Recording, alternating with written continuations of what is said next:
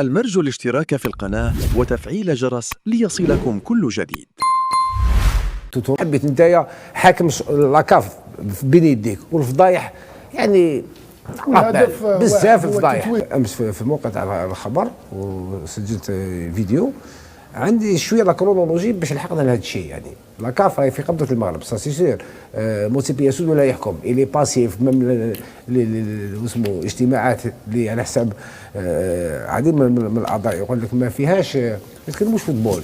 تو سومبلي الماروك خذا له دوسيو مؤثر على لاكاف بدليل انه مولينا مولينا تكلم انه القجع شتم رئيس اتحاديه نيجيريا تليغراف اسمع جينا ضيفناك ومدينا لك تحس بلي يحتقر افريقيا هو الافريق هو لاكاف موش عضو كيف كيما تاع نيجيريا مثلا تاع الجزائر ولا تحس بلي هو لاكاف. وبالتالي الخلفيه اللي صرات هما وجدوا لها منذ البدايه وجدوا صرفوا اموال كبيره على الاورغانيزاسيون كانوا يجيبوا منتخبات عندهم باش يشيروا الدمام داروا اتفاقيات مع اتحادات افريقيه بناو لها وصرفوا اموال كثيره او حاكم الماليه في بلاد القجع تسمى يعني بيجي مفتوح. المعلومات اللي عندي انه البدايه كانت باش نلحقوا هذه المسكره المهزله هذه وخيروا حكام معينين باش يكملوا حتى النهائي تاع لو فياسكو تاع الفضيحه ما فتحوش عليهم اونكات.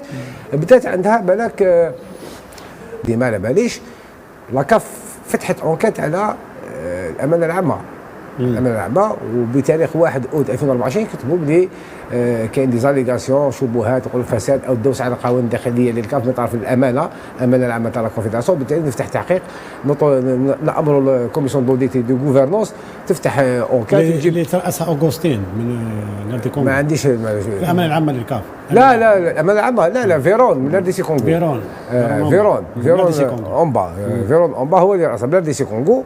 فتحوا وكانت بدا يكثر الحديث على فيرون على ليبوك بدا حيتنحى وكاين فساد وكاين دوس على القوانين خروقات قانونيه وجابوا قالوا نستعينوا بمكتب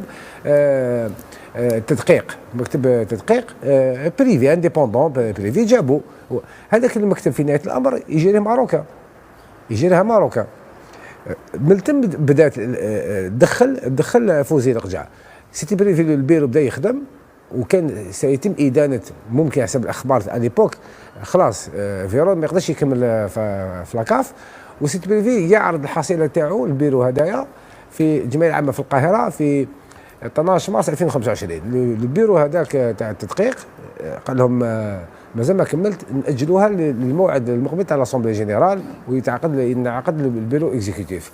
انعقد البيرو اكزيكوتيف والجمعية العامة من بعد في كينشاسا عاصمة تاع الدي كونغو بتاريخ 5 أكتوبر 2025.